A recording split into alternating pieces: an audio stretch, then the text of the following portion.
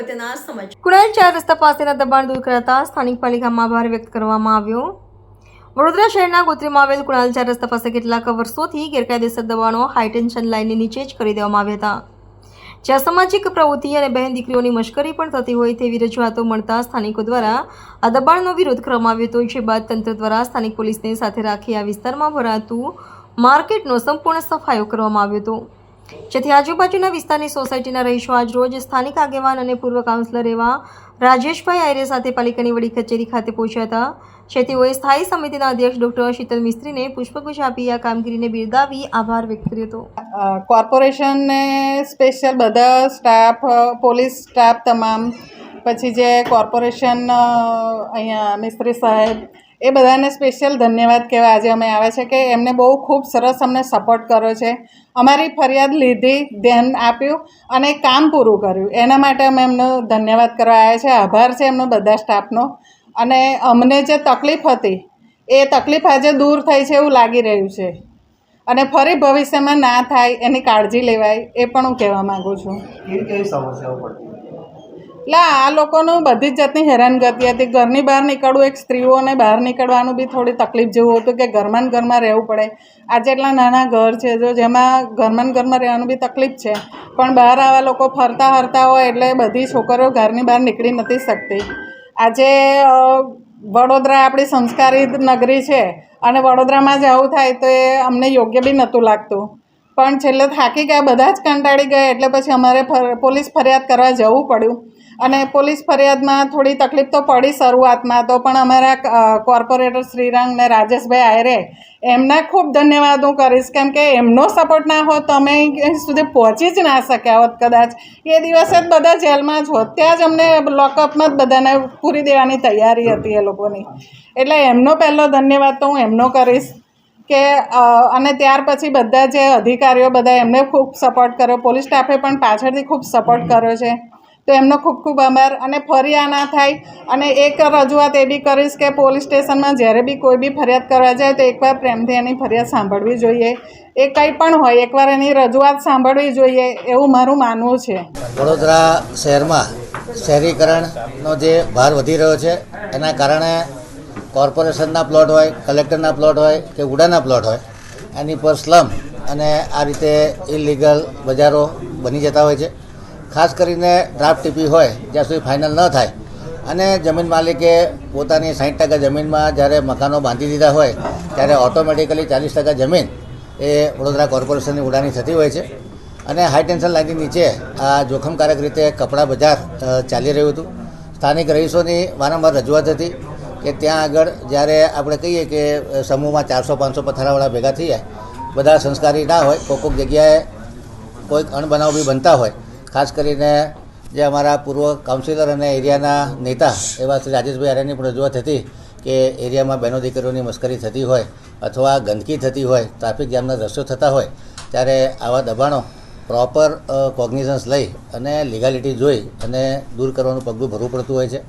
ખાસ કરીને ગરીબ લોકો રોજીરોટી માટે મહેનત કરતા હોય અને કોઈની રોજીરોટી છીનવી એ કોર્પોરેશનનો કોઈ દિવસ હેતુ હોતો નથી, પરંતુ જ્યારે ફાયદા અને નુકસાન બંનેનું તોલમાપ કરવામાં આવે તો આ જગ્યામાં જે રીતે સ્થાનિક રહીશો 50,000 કરતાં વધારે રહીશો આનાથી હેરાન થતા હતા અને કાયદેસર રીતે આ ઇલીગલી હાઈ ટેન્શન લાઇનની નીચે ચાલતું હતું. કોઈ વખત આગનો બનાવ બને, ભવિષ્યમાં આવા લોકો માટે અલગથી પ્લોટો બને અને કોર્પોરેશન પોતે પોતાની ફીસ વસૂલી કરી શકે, લાઇસન્સ ફી લઈ અને hawking zone, non hawking zone બનાવવાનું આયોજન આવનારા સમયમાં કરવામાં આવશે, જેથી કરીને ગરીબ માણસોને પોતાનો ધંધો કરવાનો કોર્પોરેશનની આવક બની રહે અને કાયદાનું પાલન થાય અને નાગરિકોની સુરક્ષા અને સલામતી જળવાય.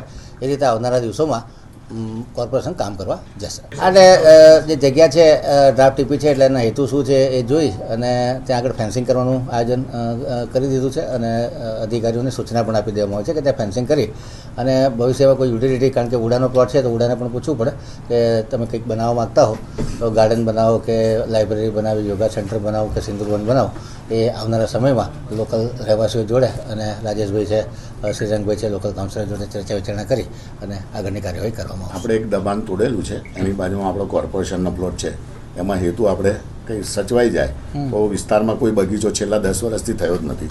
ના કરી ત્યાં સિંદૂર વન થાય તો લોકોને સિંદૂરના જે આજે દીકરીઓનો પ્રશ્ન લઈને તમે નિકાલ કર્યો છો તો એવી રીતના 4 રસ્તા પર એક સારો બગીચો અમને મળી શકે છે. આપના માધ્યમથી આપના માધ્યમથી કહું કે 5મી જૂને પર્યાવરણ દિવસ છે અને કોર્પોરેશને બીડું ઝડપ્યું છે કે લગભગ આવનારા 2 વર્ષમાં 20 લાખ જેટલા વૃક્ષો વાવવામાં આવશે.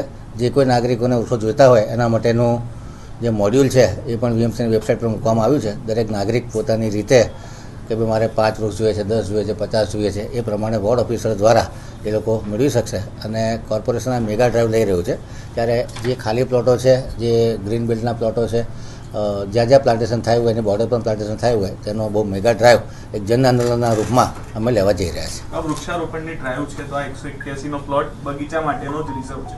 હા, તો ત્યાં પ્રપોઝડ કરી શકાશે. તમે ઇમેજિન કરો તો અમને એવું લાગે 5મી જૂન પર્યાવરણ દિવસ છે કરી અને જે શકાય. સિંદૂર દિવસ છે તો આ વડોદરા શહેર મેયર, શહેર ભારતીય જનતા પાર્ટી અને માન્ય નરેન્દ્રભાઈની બી પોતાની એક ઈચ્છા હોય.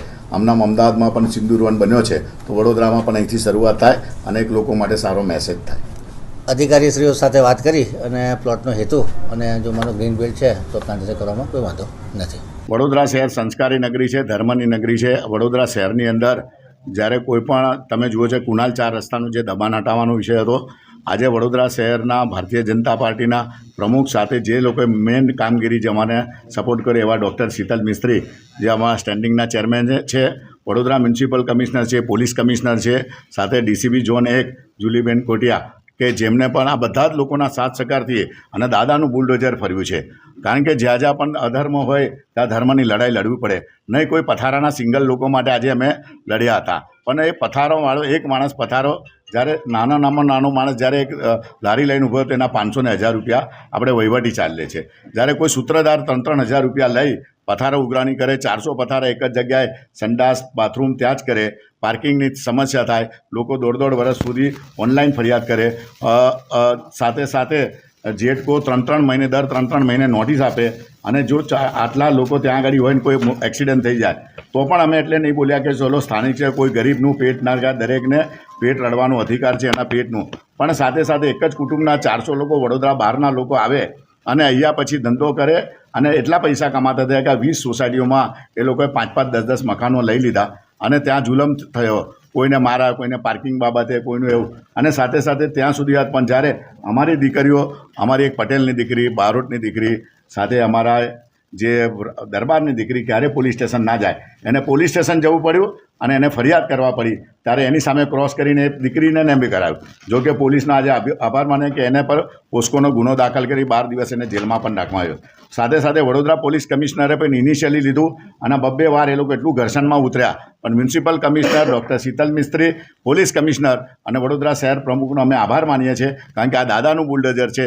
જ્યાં જ્યાં બી અસામાજિક વસ્તુ હોય, કોઈની ગરીબની રોટલી સાથે ક્યાં લેવા દેવા નથી.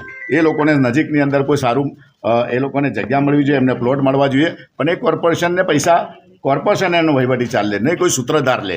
અને એના માટે એ જગ્યા પર જે અમારો 581 TP 61માં છે એ પ્લોટ પર જ્યારે સમગ્ર દેશભરની અંદર જ્યારે નરેન્દ્રભાઈએ જે સિંદૂર માટે જે લડાઈ કરી છે, જે વડોદરા દેશની આપણી સોફિયા મિર્ઝા જેને વડોદરા શહેરના એના માટે કર્યું છે, એ સિંદૂર માટે જે દીકરીઓના માટે આજે થયું છે એ જગ્યા પર અમે સિંદૂર વન બનાવવા માટે આજે માંગણી કરવા પણ આવ્યા છે. વડોદરા મ્યુનિસિપલ કમિશનર, વડોદરા શહેર મેયર, સ્ટેન્ડિંગ ચેરમેન તે સમગ્ર ભારતીય જનતા પાર્ટી ટીમને અપીલ બી કરીએ છીએ કે ત્યાં નજીકની અંદર કોઈ વર્ષોથી કોઈ આવું એ નથી તો બગીચો નથી તો પર્યાવરણ દિવસ પણ છે તો એક સારો બગીચો થાય જ્યાંથી મા દીકરીઓ ત્યાં ખુલ્લી રીતે થાય અને આવા નુસંસો દૂર થાય. જે પણ ગરીબોની રોજી જતી રહી હશે એ લોકોને કોઈ પણ સારું સ્થળ આપી એમને રોજી આપવી જોઈએ, એ અમે એની પણ કહેવાયા છે. કોઈ ગરીબ ઘરે ભૂખો ના મરવો જોઈએ, પણ કોઈ નુસંસ બની અને મા દીકરીની મસ્કરી કરે એ ક્યારે પણ રાજેશ આહિરે અને એના વિસ્તારના લોકો સાકી નહીં લે.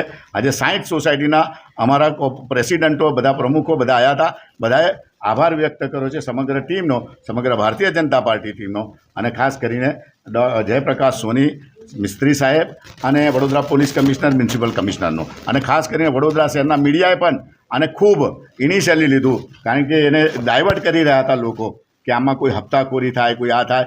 હપ્તાખોરીનો વિષય એને હોય કે જેને હપ્તા ન મળતા હોય એનો વિષય હોય. હપ્તાખોરીનો વિષય હોય કે જે એક જ માણસ ત્યાં બધા જ પૈસા ઉઘરાઈ જતો હોય એના માટેનો હોય. હપ્તા લેવા માટે રાજેશ આહિરે પાંચ અહીંયા ગાડી દર રવિવારે હજાર લોકોને લઈ જાય છે. અમારા કોઈ પેટ્રોલ પંપ નથી, અમારે કોઈ સ્કૂલ નથી, અમારી કોઈ કોલેજ નથી, એક જ છે. અને એના માટે તો અમે રાજકારણમાંથી અમે બહાર નીકળ્યા અને અમે એવું કીધું છે કે વિસ્તારના લોકો અમારા માટે પ્રાયોરિટી, એ ભય હશે, પૂર હશે કે તમે જુઓ કે હોમ છે, અમને કોઈ હપ્તા આપનાર વડોદરા શહેરમાં કોઈ પેદા નહીં થયું, કોઈ પાર્ટી પેદા નહીં થઈ કે અમને કોઈ ખરીદી શકે. પણ ગરીબની રોટી છીનવાય તે એ બી જરૂરી છે કે એને રોટી મળવી જોઈએ, પણ કોઈ મા દીકરીની ઇજ્જત જાય એ ક્યારેય કબૂલ ના થાય. આ મા દીકરીનો ઇજ્જતનો સવાલ હતો એટલા માટે. બાકી હપ્તા લેનારા લોકો બચાવવા પડ્યા છે. આ તોડાવવા માટેનું કારણ એક જ હતું કે ત્યાં આગળ દીકરીઓને, બાકી હપ્તા લેનારાઓ આજે પણ એમને બચાવવા રહ્યા છે. એટલે હપ્તા વિશે અમારે કોઈ પણ માણસે, આટલા લોકોએ પોતે વિરોધ કર્યો છે, પણ જ્યારે અમારું નામ નથી દીધું એટલે અમને એવું લાગે છે કે લોકો ખોટા એલિગેશન કરે છે. તમે જુઓ કે આની અંદર કોઈ પણ પક્ષ પણ એવું નથી કહેવાયો કે આ ગરીબ લોકો છે. કોઈ એક્ટિવિટીઝ બી નથી આવ્યા, બધા અમારી સાથે જોડાયા છે. દરેક સમાજના લોકો રહ્યા છે, દરેક પક્ષના લોકો સાથે રહ્યા છે. એટલા માટે ખાસ અમે કહેવા આવ્યા છે કે આવા કોઈ પણ લોકોને વડોદરા શહેરની અંદર કોઈ પણ સંજોગોમાં ચલાવીને લેવાય. આજે અમારી દરબારની દીકરીને ન્યાય મળ્યો છે એટલે અમે આ બધાનો આભાર માનવા આવ્યા છીએ.